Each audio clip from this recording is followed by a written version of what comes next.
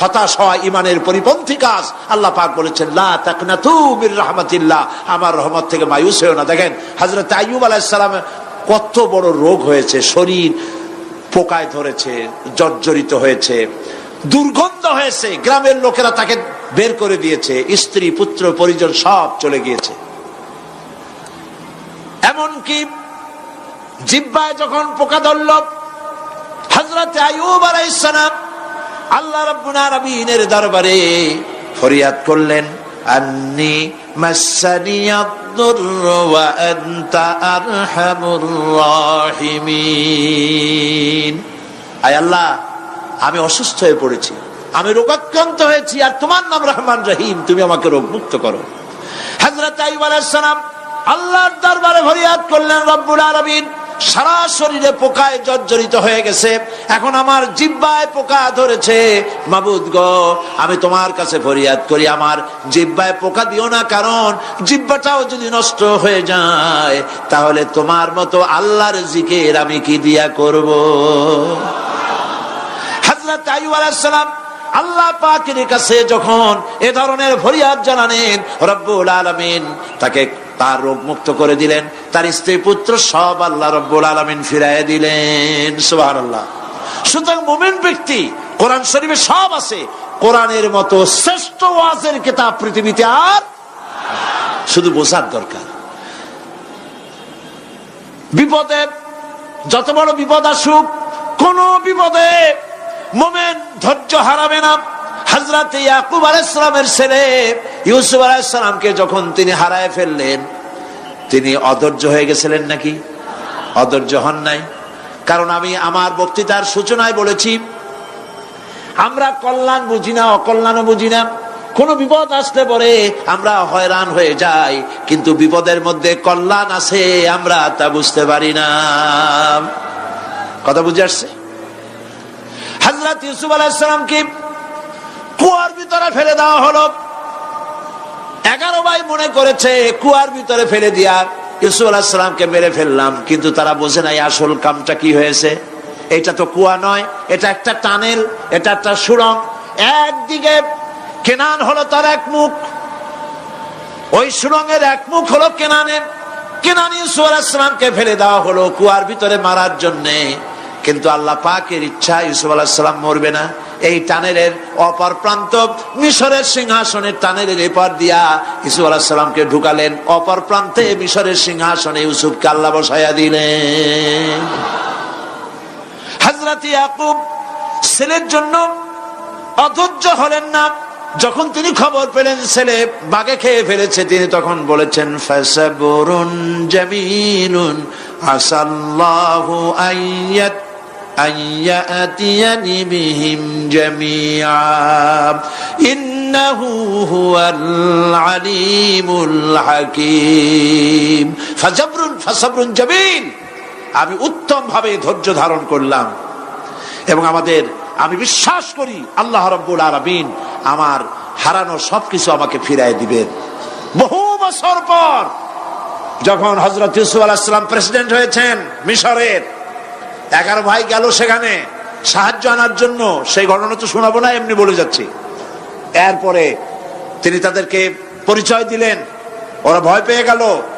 তিনি বললেন, ভয়ের কোনো কারণ নাই, লা তাসরিবা আলাইকুমুল ইয়াউম, আজকে আমি কোনো প্রতিশোধ তোমাদের নেব না। সুবহানাল্লাহ। এর নাম পয়গম্বর, এর নাম কি? আল্লাহর নবী। আমি আজকে কোনো প্রতিশোধ তোমাদের নেব না, তোমরা যাও। পিতার অবস্থা তিনি জানলেন, কাঁদতে কাঁদতে পিতার চোখ দুটো নষ্ট হয়ে গেছে। ইয়াকুব আলাইহিস সালাম, হযরত ইউসুফ আলাইহিস সালাম বললেন, যাও। নিজের জামাটা খুললেন, গায়ের জামা খুলে বললেন, ভাইরা আমার এই জামা নিয়ে যাও, আর আমার আব্বার চোখের উপরে এই জামাটা রেখে দিও। ছেলেরা যখন হযরত ইউসুফ আলাইহিস সালামের জামা নিয়ে মিশর থেকে রওনা করেছে, গল্প নয়, উপন্যাস নয়, আল্লাহ পাক এই কোরআন শরীফে সূরা ইউসুফে বলেছেন, জামা নিয়ে মিশর থেকে রওনা করেছেন। কোথায় মিশর আর কোথায় কেনান? কেনানে বসে হযরত ইয়াকুব আলাইহিস সালাম বলছেন, তোমরা যদি আমাকে মতিভ্রম পাগল যদি মনে না করো, তাহলে একটা কথা বলি, আমার নাকে এখন আমি ইউসুফের গন্ধ পেতেছি। সুবহানাল্লাহ। তোমরা যদি আমাকে মতিভ্রম না করো তাহলে আমি বলি আমি কিন্তু ইউসুফের গন্ধ পেতেছি। সুবহানাল্লাহ। হযরত ইউসুফ আলাইহিস সালামের জামা এনে ভাইরা যখন হযরত ইউসুফের চোখের উপরে রেখে দিলেন, হযরত ইয়াকুবের দুটো চোখ সাথে সাথে আল্লাহ ভালো করে দিলেন। ফাসবরুন জামিল, ধৈর্য ধরো। ঈমানদার ব্যক্তি আশার উপরে তার জীবন বাঁচে, কারণ যত বড় বিপদ আসুক না কেন আশ্রয় পাওয়ার একটা জায়গা আছে, তার নাম হলো আল্লাহ। নাম কি? বলেন আল্লাহ। সবাই বলেন আল্লাহ আল্লাহ আল্লাহ আল্লাহ। হযরত ইউনূস আলাইহিস সালাম মাছটাকে গিলে ফেলে দিল, মাছটাকে গিলে মাটির অতল তলদেশে চলে গেছে। এত বড় বিপদ পৃথিবীর কোন মানুষের হতে পারে নাকি? বলেন, কি বলেন? মাছের পেটের ভিতরে জানালা নাই, দরজা নাই, বেরোবার কোনো পথ নাই, মাছ গেছে পানির অতল তলদেশ। আল্লাহ পাক কোরআন শরীফের ভিতরে মানুষকে শোনান, আল্লাহ ওয়াজ করছেন। সুবহানাল্লাহ বলেন। আল্লাহ পৃথিবীর মানুষকে ওয়াজ করছেন, দুনিয়ার মানুষকে শোনান। আমার ইউনূস তো ধৈর্য হারা হয় নাই। ওয়াযান্নুন ইয যাহাবা মুগাদিবান ফাযান্না আন লান নাকদিরা আলাইহি فنادى في الظلمات أن لا إله إلا أنت سبحانك إني كنت من الظالمين فنادى في الظلمات জমায় কাসির ত্রিবিধ অন্ধকারের ভেতর থেকে হযরত ইউনূস আলাইহিস সালাম চিৎকার মারলেন। মাছের পেটের অন্ধকার, পানির অন্ধকার, রাতের অন্ধকার, ত্রিবিধ অন্ধকারের ভেতর দিয়ে মাছের পেটের মধ্য দিয়ে ইউনূস আলাইহিস সালাম চিৎকার মারলেন। অধৈর্য হন নাই, হার্ট ফেল করেন নাই। তিনি বলছেন, পড়েন আমার সাথে, লা ইলাহা ইল্লা আনতা সুবহানাকা ইন্নী কুনতু মিনাজ জালিমিন। তুমি ছাড়া কোনো ইলাহ নাই, কোন উপাস্য নাই, মাবুদ নাই, তোমার পবিত্রতা ঘোষণা করছি, আমি জালিমদের অন্তর্ভুক্ত হয়ে গেছি। ইউনূস আলাইহিস সালাম যখন কাঁদতেছিলেন, আল্লাহ রাব্বুল আলামিন সেই কান্না শুনেছিলেন কিনা? বলেন, শুনছিলেন কিনা? শুনতে পেয়েছিলেন কিনা? পানির ভিতরে কেউ শোনে নাই, মাছের পেটের ভিতরে ইউনূস আলাইহিস সালাম কিভাবে চিৎকার করছেন, মাছের পেটের ভিতরের আওয়াজ পানির ভিতরে কেউ শোনে নাই, জমিনের কেউ শোনে নাই, অন্তরিক্ষে কেউ শোনে নাই, সাত আকাশের ভিতরে কেউ শোনে নাই, কিন্তু আরশে আজিমের মালিক আল্লাহ রব্বুল আলামিন শুনতে পেয়েছেন। সঙ্গে সঙ্গে রব্বুল আলামিন জবাব দিলেন, ফাস্তাজাবনা লাহু ওয়া নাজ্জাইনাহু মিনাল গাম্মি ওয়া কাযালিকা নুনজিল মুমিনিন। পড়েন, فاستجبنا له ونجيناه من الغم وكذلك ننجي المؤمنين। আমি ইউনূসের ডাকের জবাব দিলাম। কে বলতেছেন? বড় করে বলেন, কে বলছেন? আল্লাহ। সুবহানাল্লাহ। আপনারা কি ভয় পাইছেন? ভয় পেয়েছো মুসলমান? আল্লাহ রাব্বুল আলামিন বলেন, আমি আমার ইউনূসের ডাকের জবাব দিলাম। শুধু জবাব দেই নাই, আমি ইউনূসকে তার মাছের পেটের ভিতর থেকে বাঁচায় দিলাম। মাছের পেটের মধ্যে বেদনা শুরু হয়ে গেল, এমন বেদনা হয়েছে মাছ এখন বমি না করে পারে না। কথা বুঝতে পেরেছ? মাছ এখন বমি না করে পারে না। পানির উপরে মাছ ভেসে উঠল। আল্লাহ কোরআন শরীফের ভিতরে বলছেন, মাছ সাতরায়া কিনারায় চলে গেল, ইউনূস আলাইহিস সালামকে বমি করে ফেলে দিল। ইউনূস আলাইহিস সালাম বেঁচে গেলেন। আল্লাহ পাক বলেন, শুধু ইউনূসকে বাঁচাইলাম না, বরং আমি সকলের জন্য আশার বাণী শোনাই, শোনো মুমিনেরা, ওয়া কাযালিকা নুনজিল মুমিনিন। মুমিন বান্দা যারা যত বড় বিপদ আসুক আমারে ডাকো, আমি বিপদ দিয়ে বাঁচাই দেব। সুবহানাল্লাহ, বিপদ থেকে আমি বাঁচাই দেব। আল্লাহ পাক বলেছেন ফাইন্না মাআল উসরি ইউসরান, ইন্না মাআল উসরি ইউসরা। জেনে রাখো, দুঃখ এবং কষ্টের পরে রয়েছে সুযোগ সুবিধা, আর অসচ্ছলতার সাথে রয়েছে উদার সচ্ছলতা। যত বড় বিপদ আসছে এই বিপদের পরে আল্লাহ পাক তার গোলামদের উপরে রহমত নাজিল করবেন ইনশাআল্লাহ। সুতরাং ঈমানদার লোকেরা, তাদেরকে আল্লাহ পাক বলছেন কোনো ভয় নাই, কোনো চিন্তা নাই, যত বড় বিপদে পড়ো আমারে ডাকো, আমি ডাকের সাড়া দিয়ে দেব। সবাই আল্লাহরে ডাকেন, সুবহানাল্লাহ ওয়ালহামদুলিল্লাহ লা ইলাহা ইল্লাল্লাহ। জোরে পড়েন সুবহানাল্লাহ ওয়ালহামদুলিল্লাহ লা ইলাহা ইল্লাল্লাহ, সুবহানাল্লাহ ওয়ালহামদুলিল্লাহ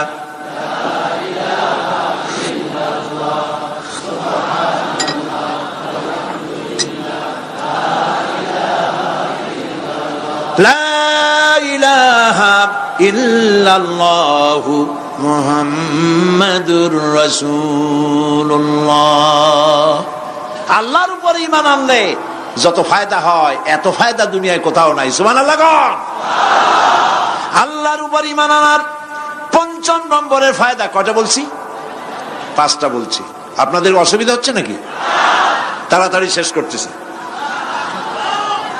6টা বলবো, এ হলো ৫ম নম্বর। তারপর আমরা দোয়া করব। দোয়ার দরকার আছে কিনা এই সময়?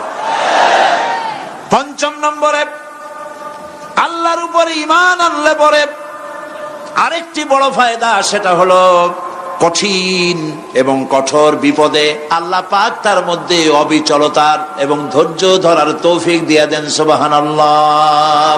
যত বড় বিপদ আসুক সেই বিপদে মুসিবতে আল্লাহ পাক মুমিনদেরকে আল্লাহর উপরে নির্ভরতা শিখায় দেন। সুবহানাল্লাহ।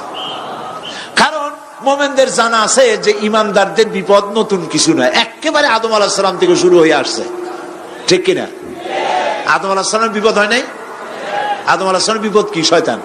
তার বিপদ কি? শয়তান ছিল বিপদ। প্রত্যেক নবীর সময়ই মানুষের নবীদের কষ্ট দিছে, দেয় নাই? বিশ্বকবি ইকবাল বলেছেন, সতীজা কা রহা হ্যায় अज़ल से तायम रोज, सतीजा का रहा है अज़ल से तायम रोज, चरागे मुस्तफा भी से शरारे बुलहबीस। আবহমান কাল থেকে শুরু করে মুহাম্মদ সাল্লাল্লাহু আলাইহি ওয়াসাল্লামের চারাগকে, নূরকে, ঈমানকে, ইসলামকে নিভায়ে দেওয়ার জন্য আবু জাহেলের গোষ্ঠীরা চিরকাল চেষ্টা করেছে। সব চেষ্টা কর্পূরের মতো উড়ে গেছে, মুহাম্মদ সাল্লাল্লাহু আলাইহি ওয়াসাল্লামের চারাগ টিম টিম করে জ্বলতে রয়েছে।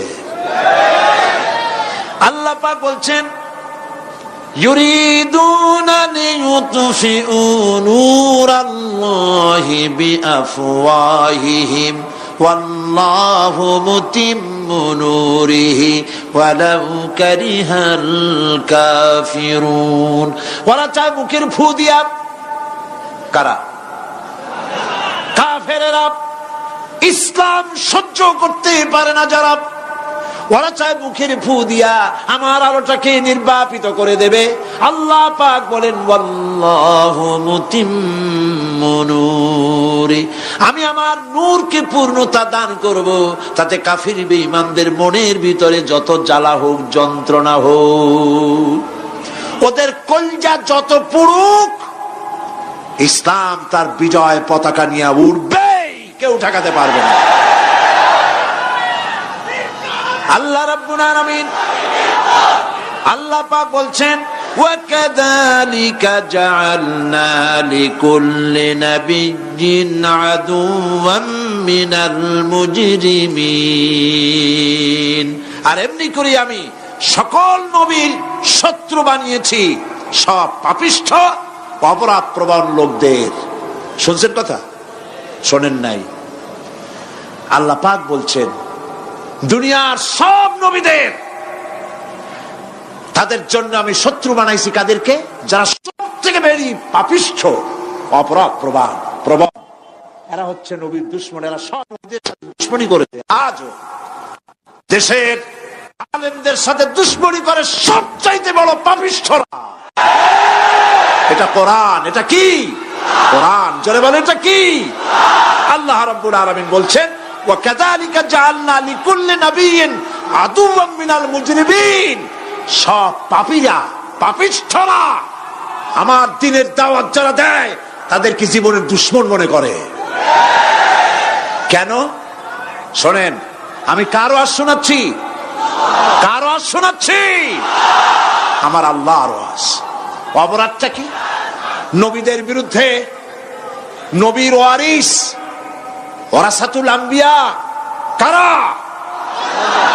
তো তাদের বিরুদ্ধে তাদের অপরাধটা কি?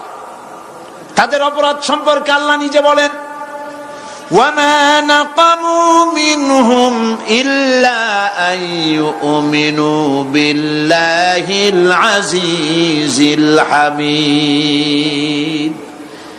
এদের বিরুদ্ধে অ্যাকশন নেওয়ার আর কোন অপরাধ ওদের নাই। ওদের একমাত্র অপরাধ ওরা আল্লাহর জমিনে আল্লাহর আইন প্রতিষ্ঠা করতে চায়। এটাই হচ্ছে অপরাধ। এই অপরাধে নবীদের শাস্তি হয়েছে। নবীরা মার খেয়েছেন, সাহাবায়ে কেরাম মার খেয়েছেন। আমরা তো সাহাবায়ে কেরামের জুতার ধুলার সমানও নই। সুতরাং এগুলি আমাদের পাওনা। এই রক্তের বিনিময়, জীবনের বিনিময় আল্লাহ পাক তার দ্বীনকে প্রতিষ্ঠা করবেন ইনশাআল্লাহ। হযরতে খাব্বাব, বুখারী শুনুন, বুখারীর হাদিস। আমি কোনো কথা বানিয়ে বলি না। আমি লেখাপড়া করি, পড়াশোনা করি, চোখে দেখি, তারপরে কথা বলার চেষ্টা করি। বাজে গপ্প কিস্সা কাহিনী বলার অভ্যাস আমার কোনো কালে ছিল না, নাই। রাসূল করিম সাল্লাল্লাহু আলাইহি ওয়াসাল্লামের মতো মানুষ, ওনার মতো মানুষ, আহারে, তার চাইতে শ্রেষ্ঠ মানুষ কি পৃথিবীতে আছে? তিনি মার খাইছেন না খান নাই? আহা, কিভাবে তাকে মারলো! গলায় চাদর দিয়ে পেঁচাইয়া আছাড় মেরে ফেলে দিয়ে তারপরে তাকে প্রহার করা হয়েছে। আবু জাহেল মেরেছে, বেহুশ হয়ে গেছেন হুজুর। হযরত হামজা তখনও কাফের ছিলেন।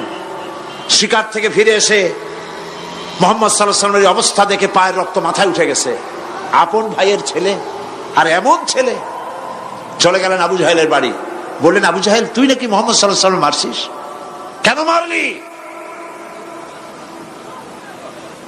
তিনি তো ভালো কথাই বলেন, সব সময় বলেন সত্য কথা বলো, মানুষের উপকার করো, এতিমকে আশ্রয় দাও। এত সুন্দর সুন্দর ভালো ভালো কথা বলেন, তার মতো ভালো মানুষ তো দুনিয়ায় দেখি নেই। মারলি কেন? তুই কি মনে করছিস যে আব্দুল্লাহ মারা গেছে বলে এতিম হয়ে গেছে মুহাম্মদ সাল্লাল্লাহু আলাইহি ওয়াসাল্লাম? তোর মনে রাখা উচিত আব্দুল্লাহ মারা গেছে, হামজা মরে নাই। হযরত হামজা ধনুক বাইর করলেন, এক বাড়ি মারলেন মাথার উপরে, মাথা ফাটা রক্ত বেরিয়ে গেল। হামজা হন হন করে হেঁটে এলেন রাসূলের কাছে। হুজুরের অসুস্থ দেহ মোবারক কোলে উঠায় নিয়ে বললেন, বাবা। তার মস্তক মোবারক কোলে উঠায় নিয়ে বললেন, আমি আবু জাহেলের মাথা ফাটিয়ে রক্ত বের করে দিয়ে এসেছি, তুমি একটু খুশি হও। হুজুর বললেন, চাচা, কার মাথা ফাটাইছেন, কার রক্ত বের করেছেন, এই কথা বলে তো আমাকে আপনি খুশি করতে পারবেন না। তিনি বললেন, বাবা, তুমি কি হলে খুশি হও? তিনি বললেন, আমি খুশি হই চাচা, তোমার মুখে যদি একটা বার আমি ঈমানের কলেমা শুনতে পাই। হযরতে হামজা বললেন, মুহাম্মদ সাল্লাল্লাহু আলাইহি ওয়াসাল্লাম, আমার বুঝতে মোটেও কষ্ট হয়নি, তুমি কোনো সাধারণ মানুষ নও। সাধারণ মানুষের প্রতিশোধে তুমি বিশ্বাসী হতে, খুশি হতে, প্রতিশোধে বিশ্বাসী হওনি। তুমি অবশ্যই আল্লাহর নবী। আমি আল্লাহকে সাক্ষী রেখে, আমি তোমাকে সাক্ষী রেখে ঈমানের কালেমা ঘোষণা করছি, লা ইলাহা ইল্লাল্লাহু মুহাম্মাদুর রাসূলুল্লাহ।